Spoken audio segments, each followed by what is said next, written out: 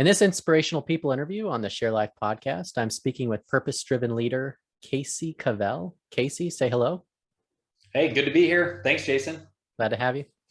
Casey is a Jesus follower, a serial entrepreneur, a trusted advisor, and an innovative investor helping others reach their highest potential.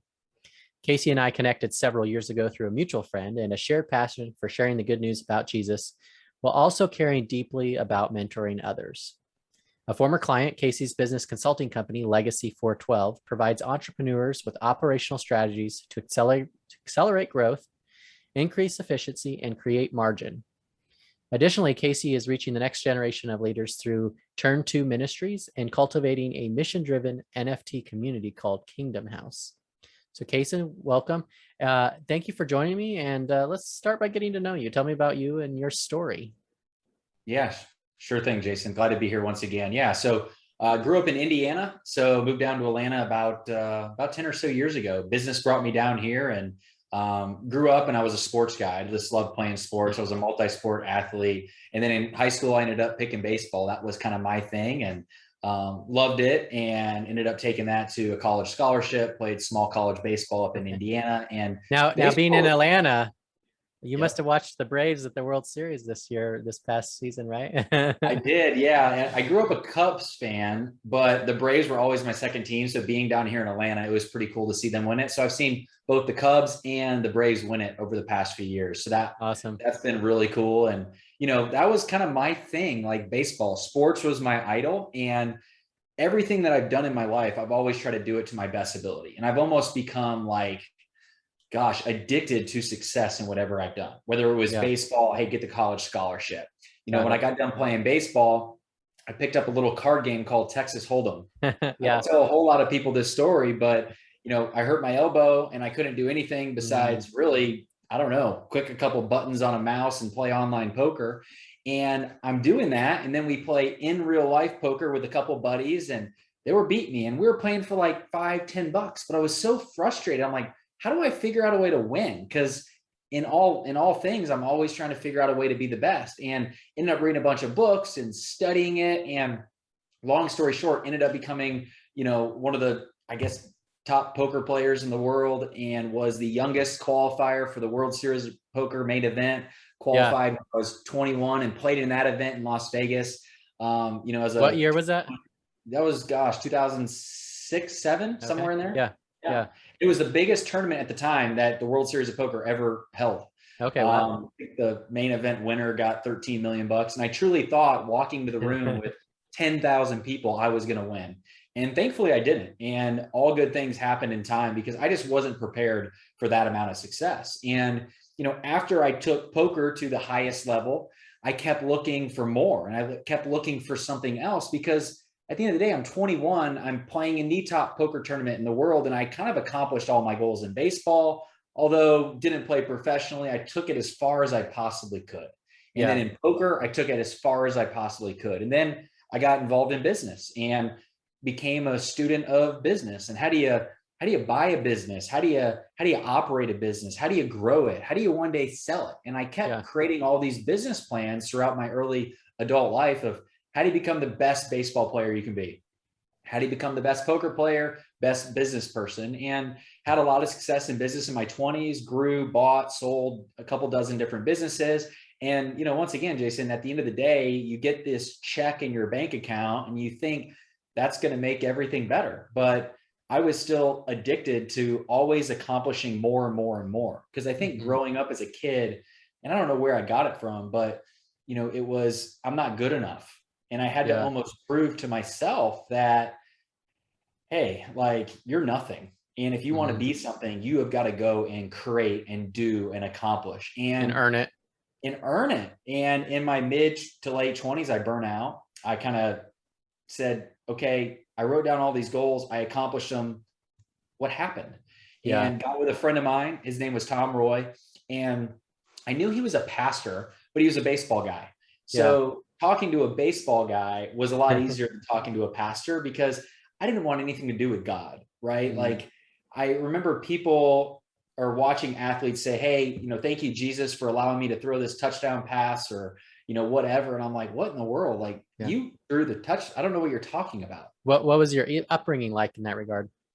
I mean, I grew up, my parents kind of drugged me to church, like literally Yeah. just, I mean, I didn't want to go. I wanted Yeah. rather stay at home and go to the batting cage or something like that.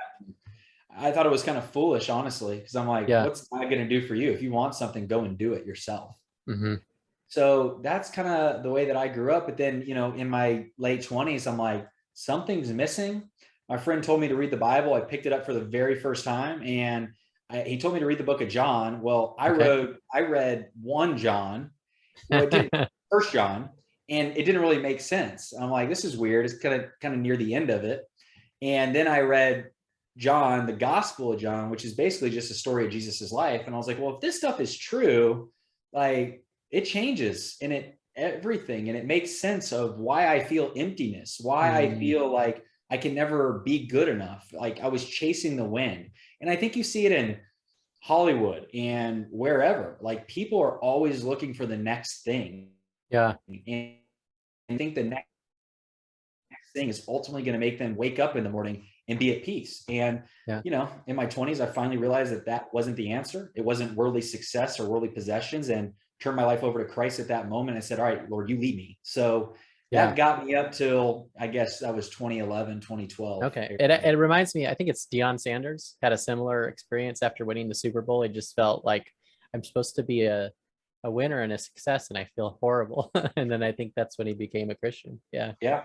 Yeah. Yeah. Yeah. So that's kind of the story. Got me up to 2012. But then the problem was, being a performer, I became a Christian, but then I had to try to become a great Christian, Yeah. right? Which means you're the world's best Christian. That's pretty hard to do, because being a Christian, you're ultimately, right, supposed to love others. Well, I wasn't always perfect. I still made mistakes. I still messed up. I still didn't treat people the right way. Like I was a new Christian. I was a new believer. And over a course of a 3 or 4 year period, I tried to live a perfect life. I tried to be perfect at all things. I tried to get people to change. I tried to get people to accept Jesus. I tried to get people, and I burn out, because no matter how hard you try at anything, you're never going to reach perfection. And there's only one perfect person, and that's Jesus. And I burn out 3 or 4 years into it. Yeah. And I honestly used Christianity as my next thing that I was going to chase after. And I was going to be the top pastor and the top this, and lead all these people and help all these people. And I just got burnt out. So that was a really tough period of time, because before being a Christian, I didn't even know like how bad I was doing. Mm. But after being a Christian, I'm like, oh, okay, well, now I mess up. Like, it was really difficult, and I Now you had had to a get a lot mirror. of help and look back at what's that? You had a mirror that showed you what you couldn't see before.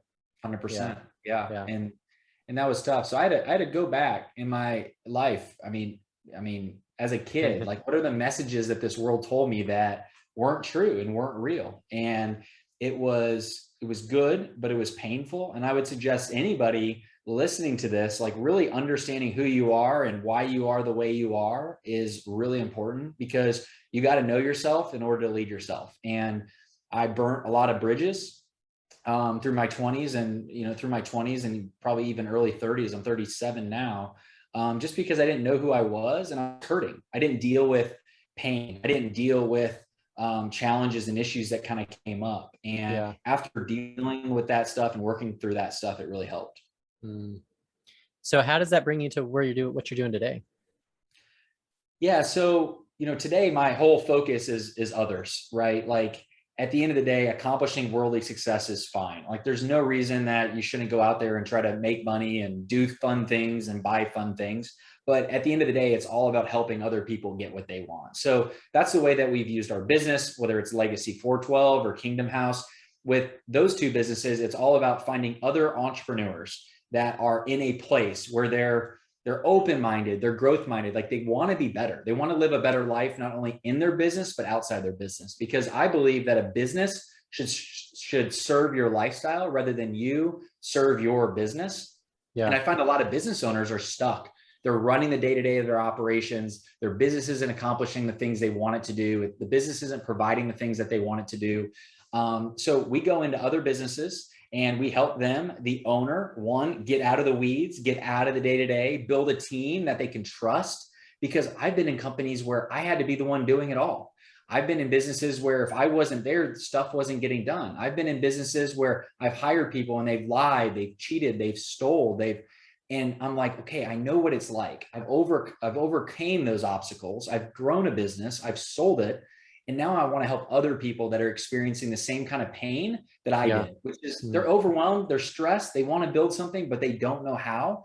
And we go in and we give them the tools and the resources and the people that they need to succeed. Yeah. Okay. So yeah, so that's and then you're also a bit of a serial entrepreneur. So you have a lot of you've got your legacy 412, you got this ministry, turn two ministries, and then the Kingdom House. So what would you say about just all the different things you got going on? Yeah, I mean, I think a lot of entrepreneurs, business owners, they probably got 2 or 3 or 5 things going on at the same time, right? Yeah. Which I think is good, but you just got to make sure that you don't lose focus. So Casey, I like to think about and reflect on the idea of living better, working smarter. Let's talk about that first one. When you think about living better, and that seems to be something you focus a lot on over your journey.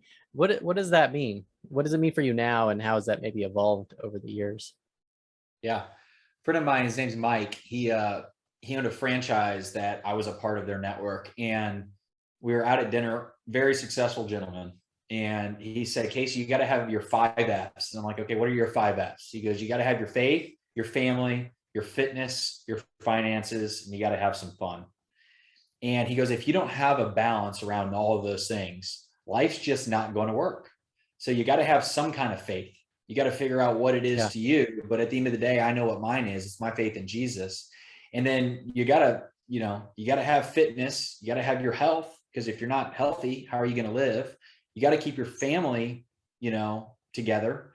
You got to have some fun, and hopefully you got to have some money in order to allow you to provide for your family, have some fun. So live better is probably figuring out a way to structure your life so you have a good balance on all of those things. Because if you get super overweighted on your finances and make a bunch of money, well, you don't have relationships with your family. Well, that's not going to work, right? And if you're super fit, but you don't have any money, well, one, it costs a lot of money to be fit these days. You got to have your gym membership, you got to eat your protein shakes and all that kind of stuff. So you gotta have a balance. But for me, it all starts with your faith in your family. Because if you got your faith good and you got your family good, like that's where you got to start. And you just got to build out your days and your weeks so you have time blocked to make sure you're able to focus on everything. And when you get done working, you're with your family, right? When you're at work, right? You're not Yeah. with your family. So you can kind of compartmentalize things to make sure everything that you're doing at the time you're doing with all of your ability.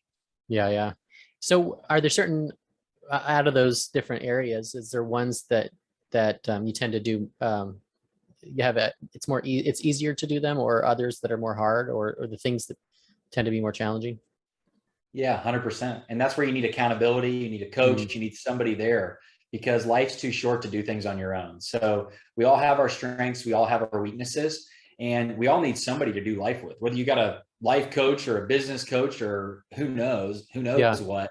I try to surround myself with other people that know who I am, and I'm open and honest with them on how well I'm doing and sometimes how well I'm not doing. And they're helping me work through life. I meet every Friday with a gentleman, and I kind of share my life, business, professional, what's going on. He listens, he asks real good questions. And yeah, so, for me, I have my things that I'm really great at. I love building businesses. I love, creating things and helping other people build their businesses. So I spend a lot of time on that, and probably lately, not as much time on fun. Honestly, Yeah. I've been working a lot and not having a whole lot of fun, but we got some time planned here in the next couple of weeks to take some time off to Yeah. refuel and re-energize and focus on family and fun.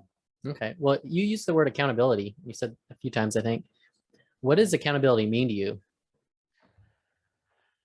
Well, I think you got to define what you're actually at, what you're going after, and what your goals are, and just make sure that you're staying on the straight and narrow to getting those goals. Whether you have a health goal or a family goal or whatever, I try to turn off my phone every night at 7 o'clock. and I try not to pick it up till the next day. All right, well, I need to tell somebody that. Yeah. And that person can ask how well I'm doing. Because if I have that whole idea in my head and I don't do it, right, there's no accountability. There's nobody asking how well you're doing, whether you're trying to get in the gym a certain amount of days a week, or whether you're an entrepreneur and you're running your company. Yeah. And you need a little bit of accountability, like, hey, these are the things I need to do. I was working with a client the other day, Jason, and he's not doing anything regarding prospecting, like finding new business. Yeah. Yeah. And I'm like, why aren't you doing that? He goes, well, we already have enough business. I go, is there any chance you could lose any client? I mean, I think we're going into a recession potentially, and he services home builders, and not every home builder is going to make it. And I Yeah. said, you probably should be looking at potentially adding other clients, because if for some reason you lose a customer, you got to have somebody coming on right away. So I said, what are you going to do each week to ensure you're always looking for more customers? Hmm. And he said he was going to do it. 3 weeks later, when we met, hadn't done it. Yeah. Now, over the few months that we've been working together, he's doing it each and every single week. And he's probably gotten 100x return on the investment that he's paid in me as his business advisor, because he's gotten more clients. He's streamlined his business. So yeah, we all need a little bit of help to have somebody come in, look at our lives, ask us tough questions, and just help us. Yeah. So someone might hear that and go, yeah, that sounds good. But to be accountable is to be vulnerable, which for them might be scary. So what would you say to them? I mean, I would just say with anybody, it's okay not to be okay. Yeah. Like, look, we're all a bunch of ducks that look okay sometimes on the surface, but underneath we are paddling so freaking hard. Our legs Yeah. are just moving and moving and moving. And that's how I feel. And I think I'm actually doing a decent job based on where I'm at. Yeah. Right. But I'm still like that duck sometimes. And I'm just working super hard. But on the outside, everything looks good. But I need that outlet where I can talk to somebody about what's going on in my head, what Yeah. I'm really thinking. And I think you or whoever's listening to this message, like, it's okay to be that duck where everybody might think you're doing all right, but you know you're not. You're just not feeling well. You're feeling behind schedule. You're a little bit overwhelmed. You feel like you should be 3 steps ahead of where you're really at.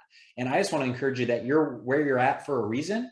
And if you are feeling like that, a little bit down and depressed and sad and nervous and anxious, like, you got to talk to somebody. You need somebody in your life that you can be open and honest with, because I'll tell you this, the person that you think is okay is not okay. This world is a tough, messy place, and we need somebody that we can talk to, that we can trust, that can give us some good information, good advice, and be a good listener. Yeah. So let's talk about that on the work side. So when you think about working smarter, what does that mean to you, and how do you go about it? Yeah, that's where you talk to anybody and, hey, how are things going? Busy, working hard. Well, I don't want to be busy and I don't want to work hard. Like, I just don't. So you really, as a business owner, you got to figure out, like, what are the few things that you do that actually make an impact for your business? Pareto's principle, they talk about it. 20% of your efforts, right, and the things that you do result in 80% of the results. So Yeah. if you work 10 hours a day, 2 hours of your day are actually the hours that you're spending that actually produce results, and the extra 8 are wasted. Yeah. You got to figure out, what is it that you do that actually makes results, makes an impact, and then focus on that, and then delegate everything else, or just stop doing things. And I think Hmm. working smart is actually stop working, stop doing things that don't make an impact, that don't drive revenue, that don't serve your employees, that don't serve your customers, and just stop. And I think a lot of times you need somebody to come in and ask you those type of questions, because it's kind of like being your own counselor. Like, hey, what do I do each day? What actually makes a difference? Am I doing some things that I shouldn't do? Or maybe I'm doing some things that I should do, but probably not right now. Maybe we focus on that next quarter. And I think working smart is also really understanding what the priorities of the organization should be. I find a lot of businesses and entrepreneurs are doing a bunch of things, but they're not doing the right things in the right order. And they're doing things that they should probably be doing this time next year today. And they're putting off things that they should be doing right now. And for me, if you're growing a business, growing an organization, it's got to start with your people. You got to first make sure you got the right people on your team that you like working with, that are a core value fit for the organization, and they're doing a job that they're meant to do. And if you surround yourself with the right people, that's the first step to working smart. And if you have the right process to make sure you're focusing and doing the things that really move the needle, that would probably be the second thing I would say.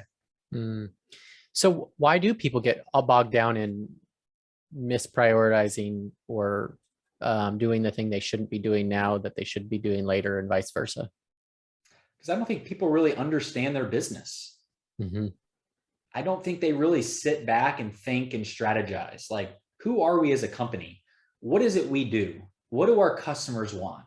Who is our customer? What's the easiest way to get more customers? How well are we doing at serving our customers? How can we get those customers to be our marketing engine and tell more people about us?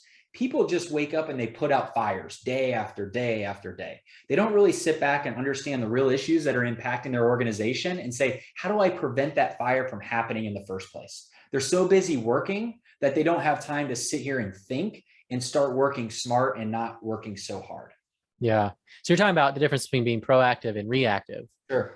And but when you are being reactive and you are that firefighter, and the river is flowing downstream and you're just going right along with it, it's very difficult to just turn into that and go the opposite direction. So what would be a helpful first step for that person that is like, okay, you're talking to me, I'm always putting out fires. How do I stop doing that and start focusing on what's important? I think find somebody that you really admire that's accomplished something similar to you and just invite them to coffee. Yeah. Tell them what's going on in your life and ask their opinion. Hey, if you were me, what would you do? Yeah. If you're wanting to grow a great business, find somebody in your network that's already grown a great business, buy them lunch, ask how they created a great business, tell them your story, see what advice they give from you. Because I'm all about learning from other people rather than trying to learn it on my own. And then don't try to recreate the wheel, and just know it's going to be all right. And if you're not in a healthy position, you got to get yourself in a healthy position first. Yeah. That's the most important thing. And that's probably where I'd start. Okay. So that's a good segue into the next question, which is talking about mentoring. Yeah. So when you think about mentoring, how do you think about it? And as both the mentor and the mentee and that relationship, and if someone is interested in being mentored, or if someone's interested in being a mentor, like what would be a way to go about doing that? Yeah. I mean, I think everybody needs one. And there's a book out there called the 40-40 principle. And it's like how somebody over 40 needs somebody under 40 to mentor them. Yeah. And somebody that's over 40 should be mentoring somebody that's under 40, because an over 40-year-old can help an under 40-year-old, and somebody that's younger can help somebody older. Yeah. So I thought that was kind of interesting. So one, you need to have one. I would suggest trying to find somebody that's accomplished something very similar to what you want to do. Ask them how they did it, create your own process. And then you can do the exact same thing for somebody else. Try to find somebody that was you 10 years ago and help them. And then try to find somebody that is you, that you want to be in 10 years, and then ask them to help you. And then you're being served, and then you're serving somebody else. Yeah. Yeah. Helping carry it forward. Sure. What about the idea that the mentor also has something to learn from the mentee? Yeah. What do you think on that one? Do you have any experience with that one, Jason? Well, I think what I would say is that as humans, we're very dependent on each other. And so any independence that I have is because of somebody else pouring into me to become that independent. Yeah. But I think as we get more clarity and conviction, we sort of shape a way of life, and we have a particular set of experiences. And I think someone that's younger or less mature, especially if it is an age difference, they've maybe grown up in a different context. There's something that they have to share with us that that perhaps is perhaps a blind spot that we have, or maybe it's just something incomplete, something we haven't experienced or learned. And even though they're younger than us, or even though they're less mature, they may have learned that thing, even though we are further along the journey. So generally speaking, I think there's something for both sides to learn from each other, but it does seem to be more explicit that the mentee has something to learn from the mentor, but uh, generally it's not always thought of as a reciprocal relationship. But I don't know if that's the case or not.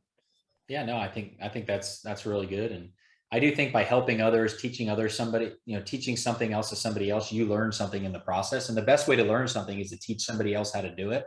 So Mhm. that's where, I think a whole lot of value can be added both ways. Yeah. So let's talk about stories, whether they're real or fictional. Yeah. Narratives shape us. We it's entertainment, it's fun, it's also drives our behavior in many ways. So how have stories affected you or shaped you in your life? Hmm. Or narratives, like I said, fictional or non-fictional? A movie you loved, a book you that really Yeah. resonated with you, or just a real life experience that you had or a Yeah. story that someone told you. Yeah. Yeah. So there's been a lot of brokenness in our family.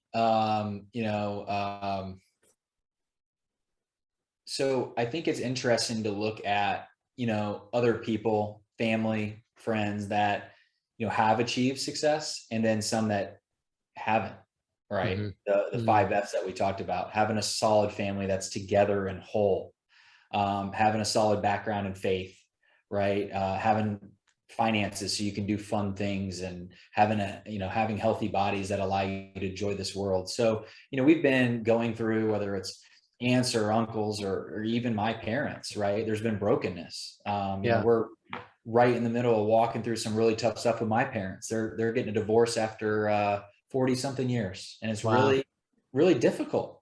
Yeah. And so I'm looking at their story and saying, all right, what happened?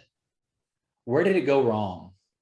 All right, well, how does my story differ from theirs, or how can I make it different? I'm married, I'm a dad, I'm scared to death right now because I'm like, all right, I don't want to put my kids through that same pain that I am now experiencing as an adult, Yeah. right? And I think what's key is your story can be different. If you're not where you ultimately want to be, you have the power to change it. You just got to Yeah. reach out and ask for help. If you're coming from a place of your parents got divorced, or poverty, or wherever Hmm. you're coming from, like, your story can be different than the story of your parents or your siblings or the people that you grew up with. And I think it's getting out of certain situations and start surrounding yourself with more of the people that have accomplished what you want. So I think that's it for me. And I think looking back at, my family, and not getting into too much detail, it's they never really took a hard look at themselves, and they never really were open and honest and saying, I need help. And I think that's where a lot of people are just scared to ask for help, and they're scared to be honest with how they're actually feeling and doing. And if Yeah. we're able to do that and reach out for help and ask people like, hey, this is what's going on in my head right now, these are the thoughts that I'm thinking, like, I don't Yeah. think I can make it, like, I don't think I'm good enough, I want to throw in the towel. I mean, I Yeah. think that's huge. And if we're able to be honest with ourselves, I think we can have a whole lot of progress. Yeah. Yeah. That's good. It reminds me of both my grandfathers passed away a little over a decade ago, and the end of their story, how they left my grandmother and how it affected the family. They both had very different stories, and different lessons that I took away from both of those, and some positive and some negative, right? So I want to do this, I don't want to do that. And but there is something to that intergenerational trajectory shift. It is very difficult to change those Yeah, patterns, but across multiple generations we can bring healing and correction and clarity to the areas of wounds and pain and brokenness in our family.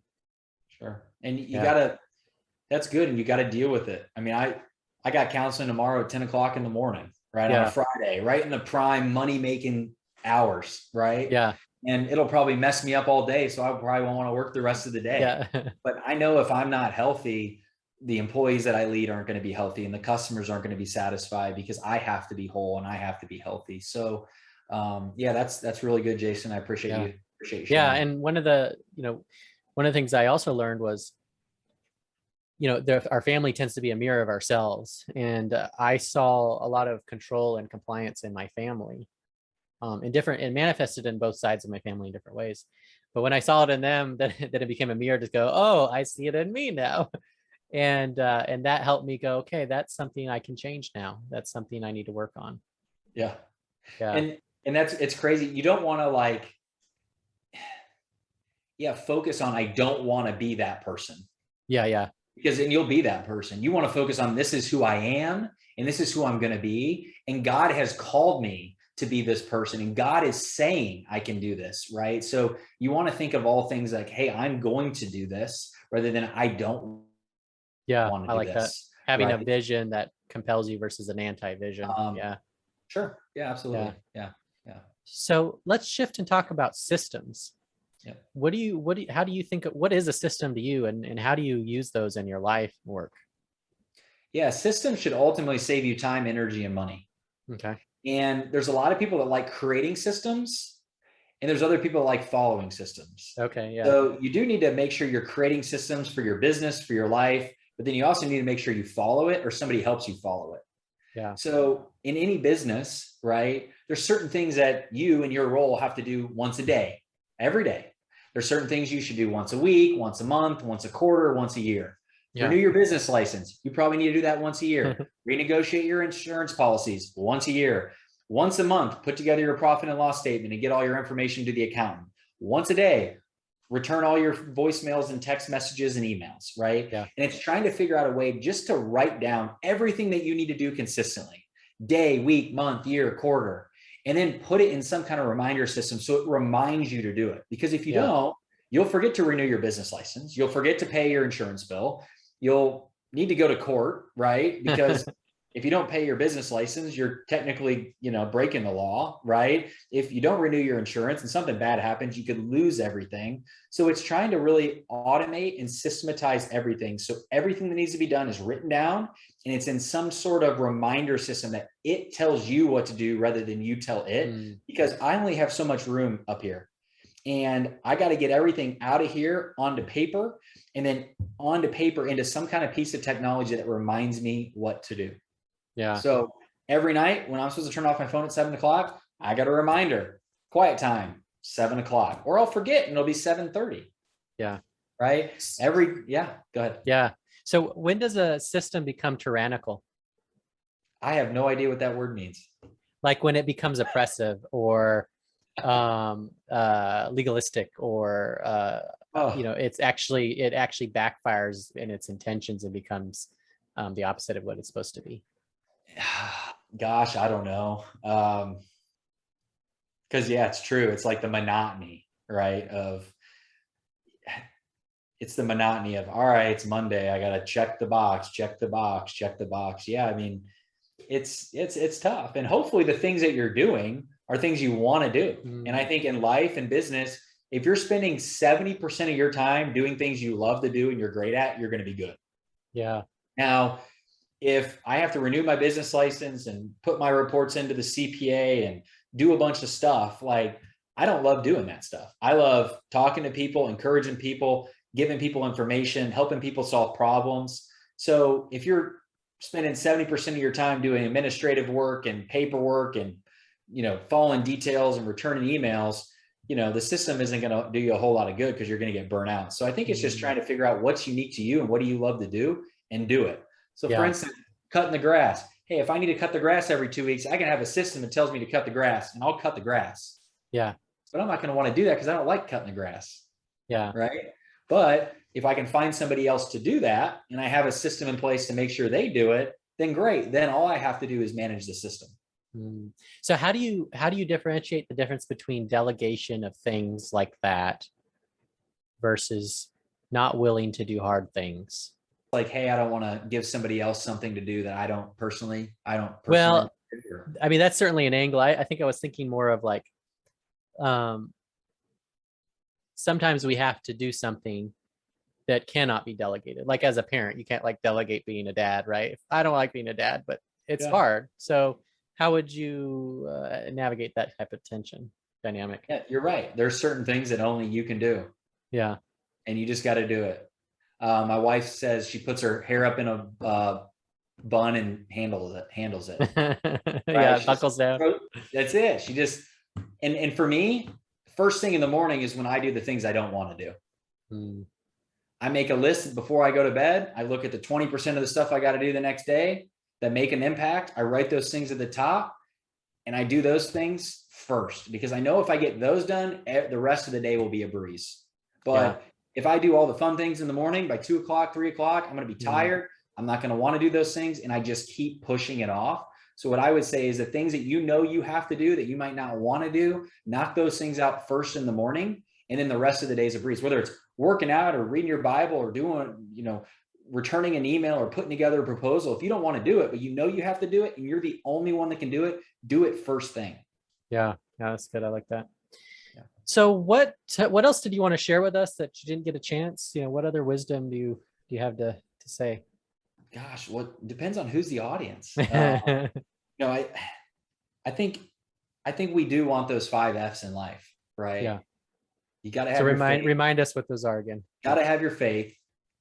You got to have your family, right? You got to have your health, which is fitness. You got to have your finances in order, and then you got to have some fun. Yeah. So it's trying to figure out a way to organize your life so you have time blocked on your calendar each week to focus on all of those things.